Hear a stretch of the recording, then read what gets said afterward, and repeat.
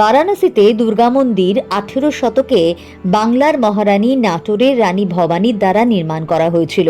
মন্দিরটি দেবী দুর্গার উদ্দেশ্যে উৎসর্গীকৃত।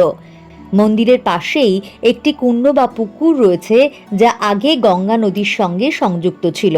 এটি বিশ্বাস করা হয় যে দেবীর যে বিদ্যমান মূর্তিটি রয়েছে তা কোনো মানুষ তৈরি করেননি, বরং মন্দিরে দেবী নিজেই উপস্থিত হয়েছিলেন।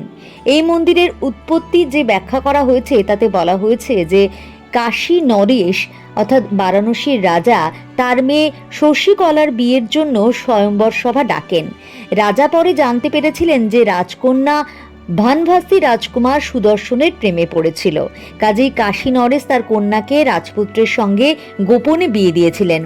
অন্যান্য রাজারা অর্থাৎ যাদের স্বয়ম্বরের জন্য আমন্ত্রণ জানানো হয়েছিল, বিয়ের বিষয়টি জানতে পেরে তারা রেগে গিয়ে কাশী নরেশের সঙ্গে যুদ্ধে নামেন।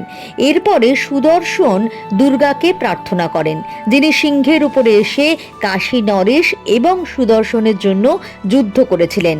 যুদ্ধের পরে কাশী নরেশ বারাণসীর সুরক্ষার জন্য দুর্গার কাছে আবেদন করেছিলেন এবং এই বিশ্বাসের সঙ্গেই এই মন্দিরটি এই সময় নির্মিত হয়েছিল।